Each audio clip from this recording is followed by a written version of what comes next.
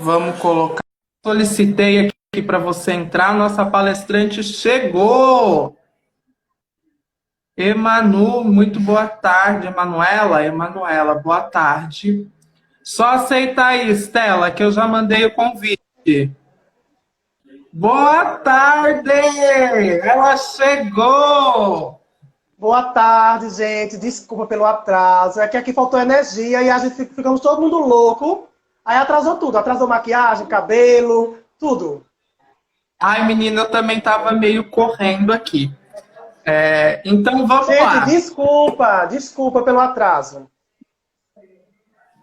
Para quem não me conhece, eu sou a Meg Star, sou o Danilo aqui no perfil. Essa é a Estela. Estela, fala um pouco de você, fala um pouco do seu estudo, que é o que a gente vai falar hoje. Então, gente, para quem não me conhece, também para meus amigos, poucas pessoas sabem, né? Mas eu sou professor de História. Eu leciono aqui no município, na minha cidade, em Gravatá. Mas eu também, desde a minha pós-graduação, que eu venho estudando como a religião se manifesta na sociedade, né? E Sim. aí eu fiz a minha pós, foi ensino de História, mas o meu TCC foi voltado para a religião. E daí eu descobri que aqui na capital tinha um curso de mestrado, que era em Ciências da Religião, e eu fiz, né? Então eu sou mestre em Ciências da Religião também, e eu trabalhei como a religião ela se expressa na literatura de cordel. Maravilhoso. Então aí na faculdade já despertou o interesse pela religião. Isso. É porque, assim, Mega, a gente sabe que a religião ela é um dos pilares de qualquer sociedade, né? Se você pega desde a pré-história até as cidades contemporâneas, nós vamos ver que a religião ela é um dos pilares, assim como a economia, como a política. Então, pensando nisso, eu não vejo como não estudar religião dentro de um contexto social. Sim. E aí é dentro dessa perspectiva de religião como pilar da sociedade que eu venho dedicando meus estudos a isso. E você é uma pessoa religiosa? Você tem alguma religião? Olha, eu sou deboísta.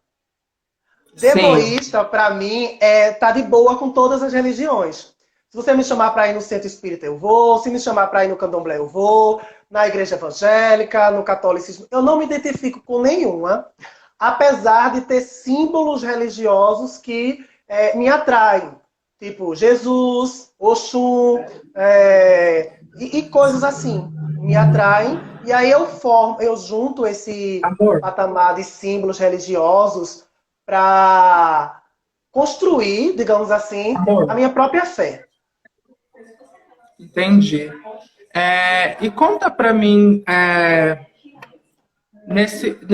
vamos falar agora sobre a religião em si. Por que Sim, a religião, algumas, persegue tanto pessoas LGBTQI? certo. Ó, vamos tentar organizar, né, a bagunça que é quando a gente fala de religiões, né? Lembrando que algumas revistas, tipo, deixa eu lembrar Amor, agora pega uma. o fone para mim, por favor. Eu não lembro agora o nome da revista, mas quem quiser eu posso deixar depois no meu story ou vir no meu direct. Mas, lembrei, a Ghost Prime, eu acho que é isso. Ela divulgou que existe mais de 10 mil tipos de religiões. Então, dentro disso, não tem como você focar só em uma, mas, a grosso modo, Mega, vamos partir do pressuposto de que quem mais persegue a comunidade LGBT são as religiões monoteístas. Né? Sim. Quase todas as religiões monoteístas, elas perseguem e algumas têm uma perseguição disfarçada. Né? Diz que não persegue, diz que está tudo bem, que aceita. Mas quando você vai para uma postura mais efetiva dessas pessoas dentro, né, dessas religiões, você vê que tem um certo bloqueio. Né? E aí isso é um contexto histórico. Né? Se a gente partir do pressuposto das 3 religiões abraâmicas, que são os protestantes, os muçulmanos, os protestantes que estão dentro do grupo dos católicos, dos cristãos, mas aí os cristãos, os muçulmanos e os judeus fazem parte do tríduo abraâmico. Então essas religiões, basicamente, elas vão buscar fundamentos teológicos na Bíblia, né? E aí algumas passagens que foram interpretadas de forma diferente ou de forma mesmo a excluir essas pessoas. Eu posso te citar uma...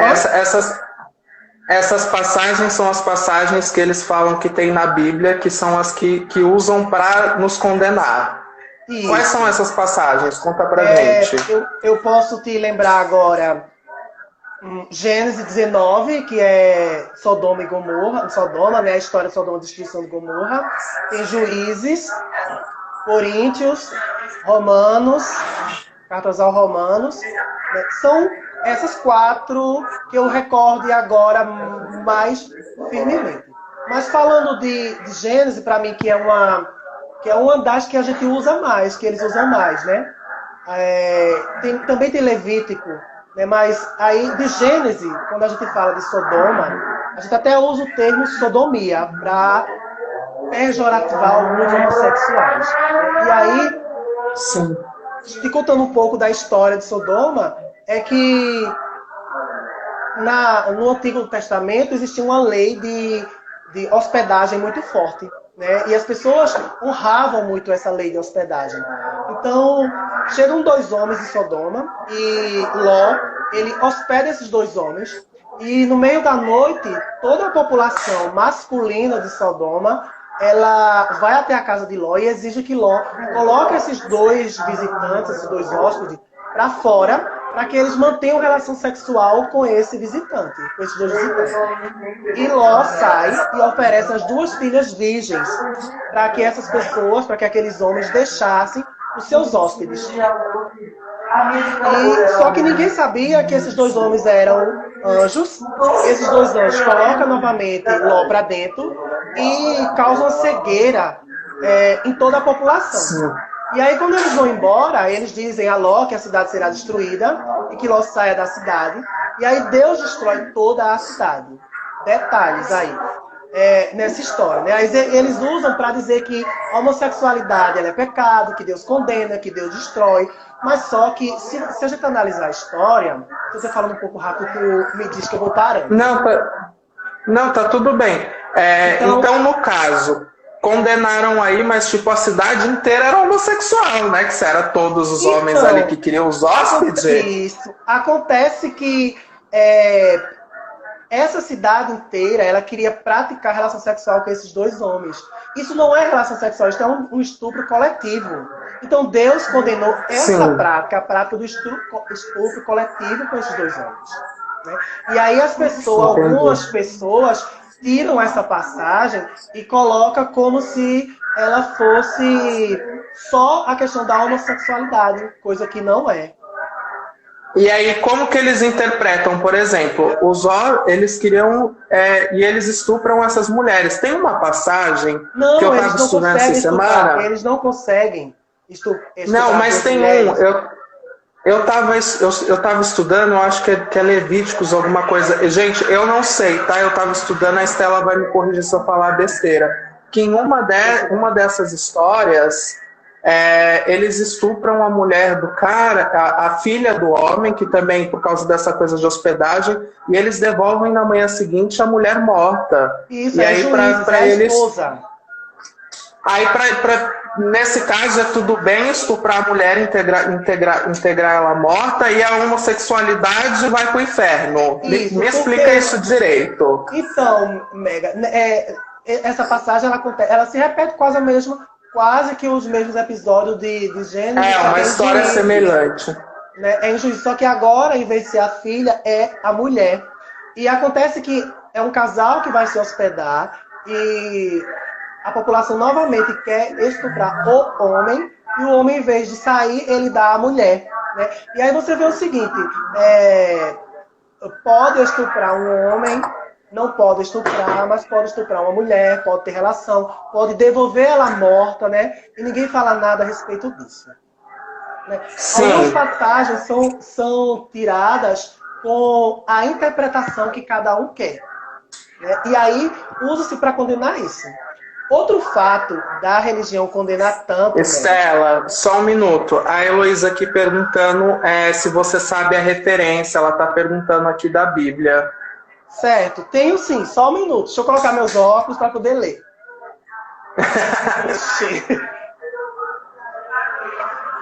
Ó, tem Gênesis 19, que é Sodoma. Juízes também 19. 1 Coríntios 6 a 9. Romanos 1, 26 ao 27. E depois a gente tem Gênesis 27 a 28 novamente. São essas passagens. Sim. Vou tirar. Fica à vontade. Então, para a gente dar continuidade à questão de buscarem uma certa, digamos assim, referência teológica, a igreja ela vai também no princípio histórico, né? Porque alguns santos da igreja, Santo Agostinho, por exemplo, se eu não me engano agora o século IV, século V, ele vai classificar os pecados relacionados ao sexo. Por quê? Vamos lembrar que o sexo ele é tido como pecado original, que todo mundo sabe disso, né? De Adão e Eva, que vem de Adão e Eva. Ai, sou pecadora desde sempre. Somos, eu adoro esse pecado, então. Vou morrer pecando. Então, vê só, esse pecado, ele transpassa a história, né? E aí, o que acontece? Alguns padres, alguns teóricos, alguns padres do passado, né? E alguns santos, doutores da igreja, vão dizer que o pecado original, ele entra no mundo através do sexo, então ele é um pecado também contra Deus. Porque ele foge ao princípio que foi feito, o homem e a mulher, né? E aí tudo que for relacionado ao sexo é pecado.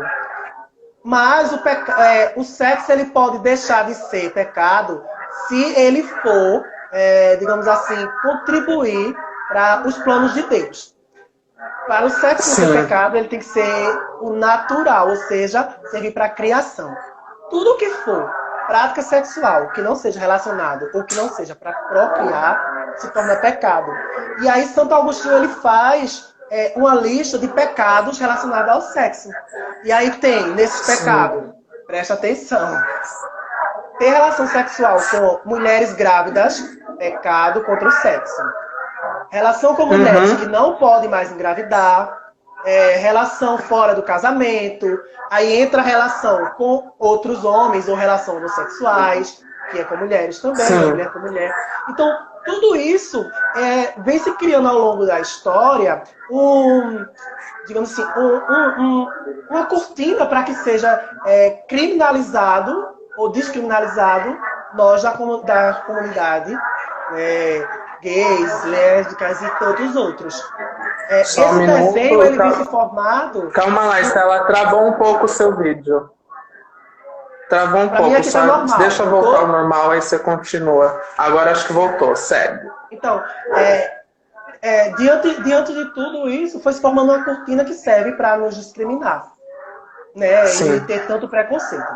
Só que a gente tem que ver que também outro motivo, Mega, é que o sexo entre pessoas do mesmo sexo, em Levítico, ele era feito em comunidades pagãs, ou comunidades que adoravam vários deuses, comunidades politeístas. E aí Levítico, que é um livro que vai nos direcionar somente para as leis de Deus, que ele é escrito por Moisés e seus seguidores, ele vai nos indicar que é um crime contra Deus ter relação com pessoas do mesmo sexo, porque esse tipo de relação era feito para adorar outros deuses. Sim, eu só vou fazer um adentro aqui. Eu estudei um pouco, tá, gente, para vir falar aqui com vocês. E assistindo um documentário, era um documentário que retratava a vida de pessoas LGBT indígenas.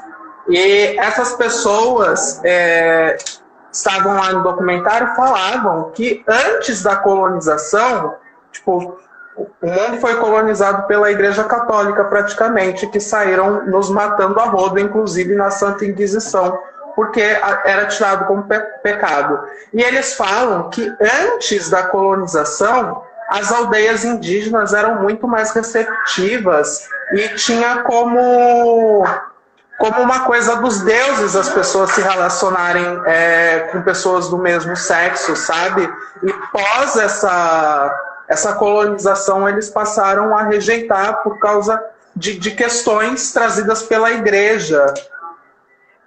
Porque é exatamente isso. Uma fala muito bem posta que você colocou sobre ele era tido, o sexo era tido como para os deuses. Né? Então, ou seja, Sim. Era tido dentro de religiões politeístas. Né? E aí a igreja, com seu monopólio, em 1500, quando chega no Brasil, ela começa a catequizar todos da forma dela e da forma com que ela via a Bíblia, né? Via a Bíblia naquela época. E aí o sexo entre pessoas iguais é tido como pecado e vai ser combatido de todas as formas.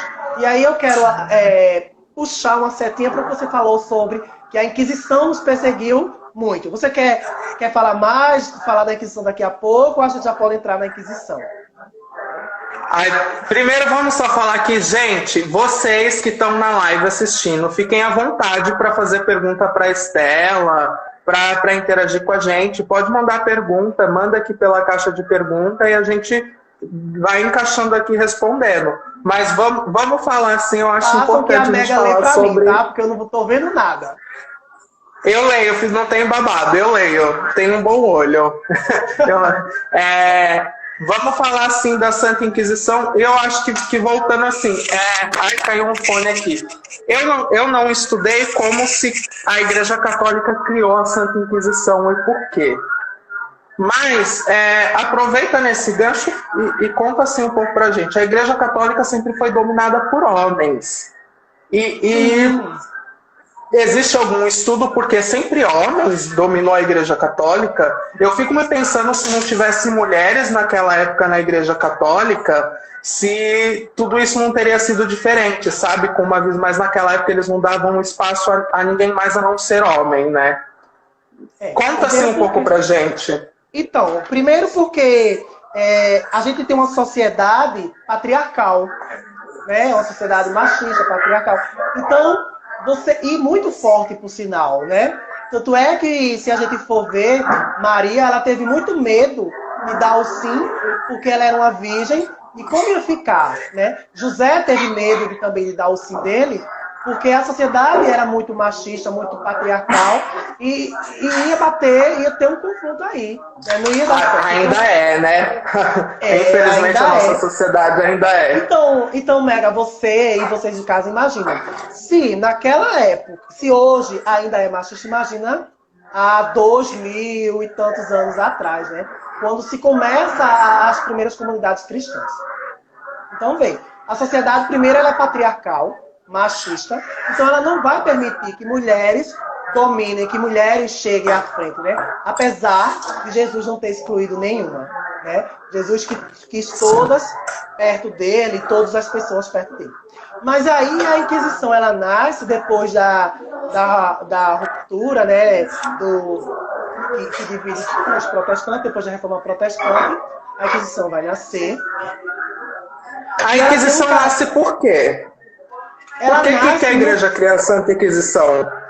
Então, estava tendo muito cisma. Cisma vem realmente falando assim no popular, você cismar com alguma coisa, certo? E aí, então, estava tendo muitos cismas, muitas dúvidas sobre os dogmas da igreja e sobre aquilo que a igreja pregava no que diz respeito à fé.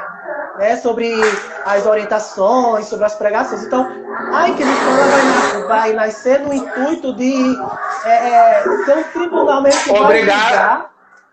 Obrigar você a seguir os dogmas da Igreja Católica. Isso. Nos países que eram católicos, né, que praticamente eram muitos, eles vão ser obrigados a seguir aquilo que a Igreja manda, e é por isso que nasce esse tribunal, para julgar se você tinha cometido um crime ou não, né? E aí a Inquisição nasce com o intuito de direcionar novamente as pessoas para a Igreja, né? De trazer as pessoas de volta para uma fé, né? A fé que era posta, que era imposta naquela época. E a Inquisição, né, ela chega no Brasil, só que existem relatos de que o pecado para quem era homossexual passivo era muito maior do que para quem era homossexual ativo. Isso inclusive, desculpa, deixa eu só comentar que isso inclusive é uma das questões que reverbera dentro hoje do meio gay muito forte, né? Porque até hoje a pessoa que toma a posição como passivo, ninguém quer falar que é passivo, ninguém quer se submeter, porque isso é um valor que as pessoas trazem até hoje. É louco como as coisas vêm. Inferior, não é? Mas não é, gente. Exato. Por alguém falando alguma coisa aí? No país de Gales, até a década de 80, era crime ser homossexual. Estela, essa criminalização legal em vários países europeus tem algo a ver com a religiosidade? Boa pergunta, hein, Joelma? Então, talvez, diretamente não. Mas a gente tem, como eu falei no início da live, todas as sociedades ela tem um pilar religioso. Então não me espantaria nada se essa proibição fosse por questões religiosas, né? E vale a pena lembrar que alguns países que são confessionais, ou seja, têm uma fé como oficial, no caso do Brasil é laico, mas existe cerca de 40 países, se eu não estou enganado agora, que tem a fé confessional, ou seja, são cristãos ou muçulmanos, ou seja, que tem uma religião oficial. E aí não me espanta que vários segmentos da sociedade sejam direcionados através da religião. A gente tem aqui no Congresso, né, a bancada... O nosso país só vira laico com a conquista da democracia, inclusive, né? Isso, porque até então a Igreja Católica dominou muito aqui o Brasil também. E aí... Como que é essa questão, inclusive, que você ia falar da bancada evangélica? Que eu acho uma palhaçada a gente ser um país laico e ter uma bancada evangélica e a gente vive um desgoverno comandado por evangélico e todo um ministério evangélico. Como que isso é visto na teologia, por exemplo? Você que estudou teologia, como teólogos veem isso? Então, a princípio, não se pode ter uma bancada evangélica em um país laico. Por quê? Essa bancada evangélica ela vai defender os direitos de quem? Ela vai fazer leis que favoreçam quem? Os próprios evangélicos. Sim. E tradicionalmente, quem mais recrimina, quem mais profere preconceito contra a comunidade LGBT e todos mais, são os evangélicos, né? É a bancada evangélica, as pessoas que fazem parte dessa religião, os evangélicos e os protestantes. Novamente, eles embasados naqueles textos da Bíblia, que eu falei um pouco, e desconstruir também. Tem um pouco para vocês. Mas aí, a gente tem o seguinte, gente. Primeiro, né, que eu até conversei com a Mega esses dias, Bíblia não é Constituição. Né? Nós temos uma Constituição. Vamos dividir as coisas. Em um lado, a gente tem um livro belíssimo, que é a Bíblia, e no outro, a gente também tem um belíssimo, que é a Constituição. E os dois não podem se fundirem. Por quê? Sim. A Bíblia ela vai tratar dos aspectos religiosos. E ela só vai servir para quem faz parte daquela religião. Né? Assim como, por exemplo, o livro dos mormons, os livros dos espíritos, que vai servir basicamente para quem é daquela determinada religião e não para ninguém mais. No entanto, a Constituição ela serve para todo cidadão brasileiro, independente de sua religião. Então, se a Constituição ela é laica, assim como o nosso país, eu não poderia ter uma bancada evangélica que vai propor projetos que discriminem a comunidade LGBT. Não, e inclusive a gente está vivendo isso. Eu não sei se vocês sabem, desde que lá dos primórdios dos anos 70, a comunidade LGBTQIA+, é proibida de doar sangue.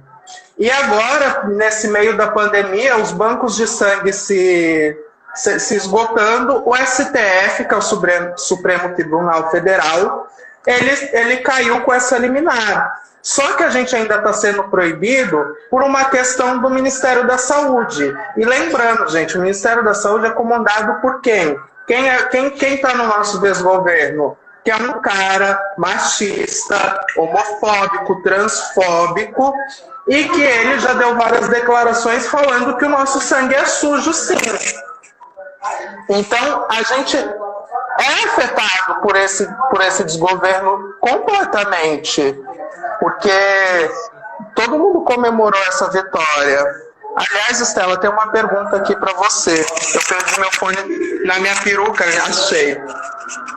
Perguntaram aqui, Estela, no caso da Rússia, é uma questão mais de política do que religiosa? No caso da Rússia, em específico, o quê? Porque ficou assim muito aberto, né? Ficou. Samequinte, explica para nós aqui como que é esse caso da Rússia. Aí volta aqui, Eu sei Estela. do episódio da Rússia que na Rússia todos as testemunhas de Jeová eles foram expulsos. E todos os bens dessa religião, eu vou tratar todo mundo como se fosse religião, tá? Então, todos os bens dessa religião foi confiscado para o Estado e esse tipo de religião, esse tipo de prática religiosa, eles foram expulsos da Rússia. Eu não sei se é isso que ela está querendo saber, mas é exatamente uma questão de saúde pública, porque os governos falaram que eles estavam causando uma calamidade na saúde por conta que eles não recebem sangue nem podem doar sangue. Então, não sei se tem a ver com essa pergunta, não sei se tem muito a ver com o que ela quis falar, se está relacionado a isso. Eu acho que sim, porque aí eu acho que a pergunta foi, nesse caso foi uma questão política ou uma questão religiosa? Creio que é uma questão política, já que interfere na saúde de um país, né? Mas também não deixa de ser religiosa, porque você tem um princípio religioso que não pode ser ferido, que não pode ser ultrajado, mas que você também não pode deixar de negar o socorro a alguém que precisa. Né? Ela complementou aqui. É que ela falou que na Rússia também pessoas LGBTQI ainda são muito criminalizadas. Sim, somente, se eu não me engano, ainda tem 6 países no mundo que criminalizam relação com o mesmo sexo como crime de morte. As pessoas ainda... Tem sim. Então, na questão da aqui no Brasil, a gente não existe essa criminalização de morte, mas a sociedade continua nos matando todo dia. Não existe a criminalização, não existe isso no país. Exatamente, essa prática existe aqui ainda também e no mundo todo. E aí essa prática, ela não é só uma questão da estrutura social, mas ela é também... digamos assim, um aval, entre aspas, que a própria religião, as próprias religiões dão a esses fanáticos, né? Porque se você tem uma religião que diz que o teu Deus, que é todo poderoso, que é todo amor, que é todo bondade, condena os homossexuais, então o que é que você faz? Você tenta destruir essas pessoas que desagradam ao teu Deus. Heloísa fez uma boa pergunta aqui. Gente, aliás, quem quiser fazer pergunta, faz na caixa de pergunta, porque aqui rolando, eu acabo perdendo as perguntas, tá? Tem aqui esse quadradinho com interrogação, clica nele e manda a pergunta por aqui, por favor. A Heloísa perguntou aqui, Estela. Então, como a comunidade LGBTQI se enquadra na religião? Ou só religiões, aspas, cristãs, discriminam a comunidade LGBTQI? Boa pergunta mesmo. Bom, aí tem duas partes, né? A primeira parte, se eu me perder, tu volta comigo, tá, Mega? Na primeira parte, então, tenta dividir a pergunta dela em duas, por favor. Porque eu tô sem ver, senão eu dividiria. Como a comunidade LGBTQI se enquadra na religião? Então, ela se enquadra, vê. Como eu falei, as religiões monoteístas, principalmente elas, que excluem, na verdade, os homossexuais de fato, né, de exercerem uma função de estarem à frente das religiões. Eles não impedem diretamente você de frequentar um templo, de você ir a uma missa. Isso você não é impedido. Mas de você exercer uma função ali, um ministério, você não pode. Para que você faça isso dentro das religiões monoteístas, você teria que negar ou renegar a sua sexualidade. Né? Ou você ser um celibato, ou seja, pessoas que não praticam mais sexo, ou você se casar com uma mulher, né, uma pessoa do sexo oposto. Então, isso dentro das religiões monoteístas. E aí a gente tem, graças a Deus, as religiões politeístas. Por exemplo, as religiões de matrizes africanas, que elas aceitam bem.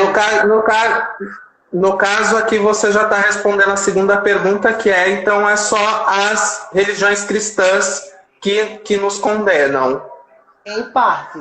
Porque a gente ainda tem, eu sei que é uma questão de rito, eu sei que é uma questão de organização da estrutura da própria religião. Mas a gente tem ainda dentro da religião, por exemplo, casas que o homossexual ele não pode ir, por exemplo, transvestido. Né? Ele tem que ir realmente de homem. Se ele for travesti, ele tem que tirar isso, entrar dentro do terreiro ou dentro da casa vestido de homem. A sexualidade dele não vai importar, mas a veste dele, nesse caso, irá importar. Isso em alguns casos específicos.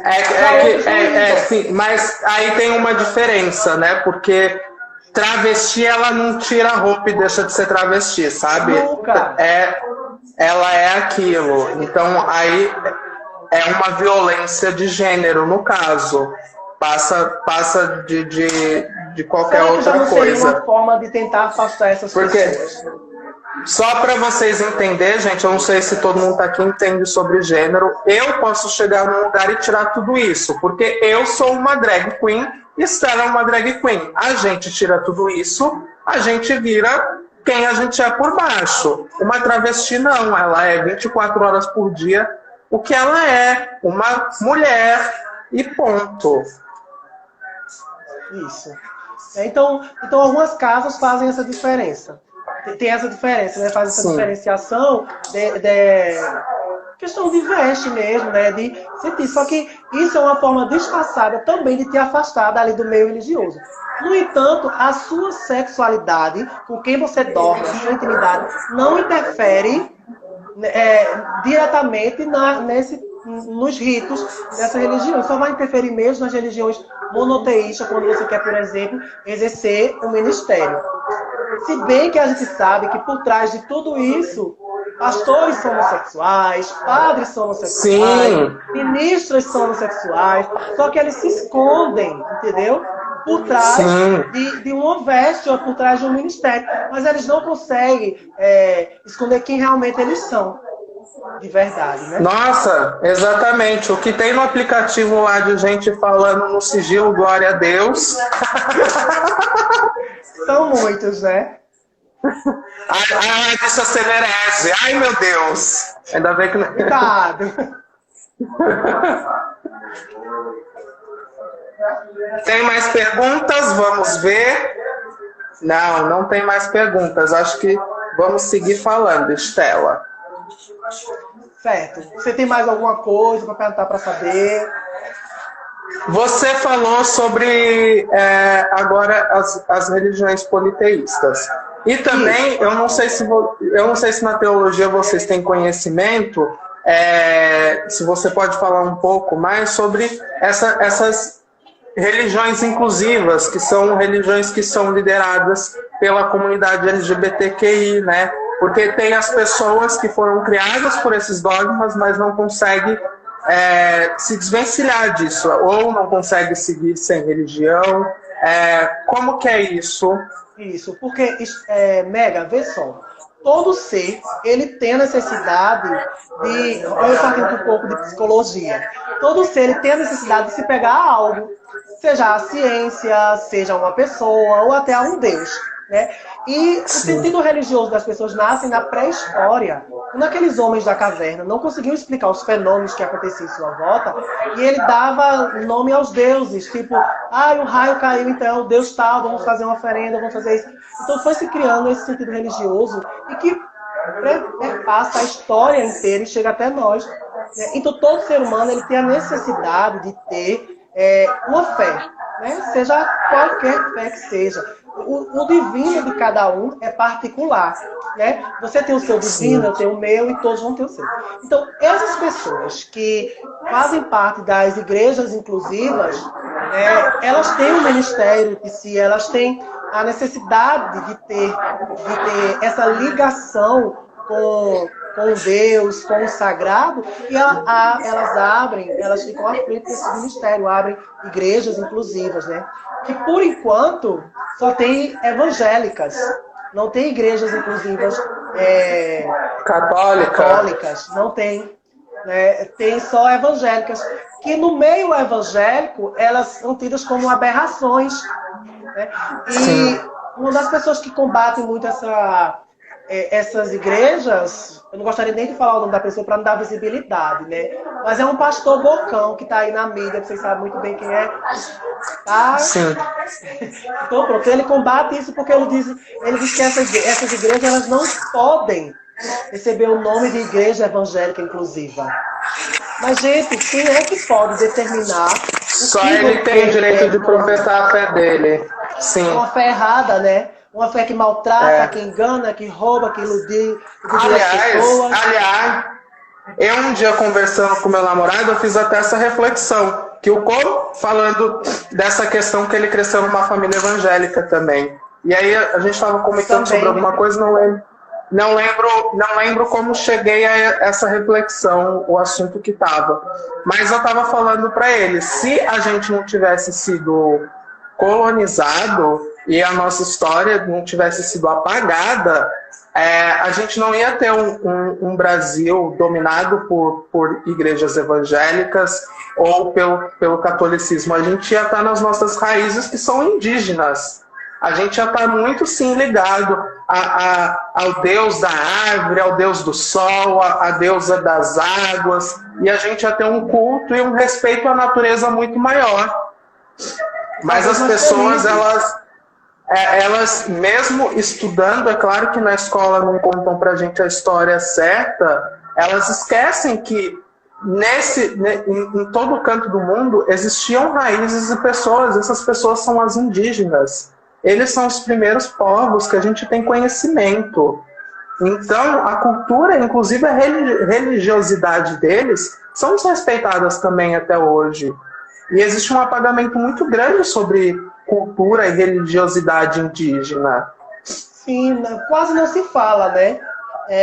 Graças a Deus agora a gente tem leis que obrigam os professores ou as escolas a falarem, né? A ter aulas sobre religião indígena, sobre cultura indígena e cultura afro, né? E aí entra a questão da religião, só que saindo um pouco da comunidade, me permitam, mas indo para um âmbito geral, a gente tem os professores desinformados. Né? Os professores não têm formação nas escolas para dar aula de religião. Muitas vezes são complementos de carga horária. Estela travou. Estela, só um minuto que você está travada. Estela, pode voltar, só um minuto. Você deu uma travadinha. Volta um pouco, por favor. Certo, eu dizia que a gente não tem professores preparados para dar esse tipo de aula de religião nas escolas. Esses professores são professores de outras áreas que complementam cargas horárias dentro da sua escola e muitas vezes eles vão ensinar o que eles sabem, que é um ensino confessional. Muitos são católicos, vão ensinar os princípios católicos. Os que são evangélicos vão partir para esse segmento. E, infelizmente, os que são de religião de matriz africana, se forem fazer isso, eles são repreendidos pelos diretores cristãos. Nossa! Stella, só um minuto. A gente vai encerrar em 20 segundos. Vamos abrir uma outra live, que o assunto ainda tá... Você demorou um pouquinho para chegar. Tudo bem? Tá tudo bem para você? Bem. Tudo ótimo. Gente, a gente vai cair em 10 segundos, mas a gente volta, porque ainda a Stella não terminou, não concluiu, e volta com a gente.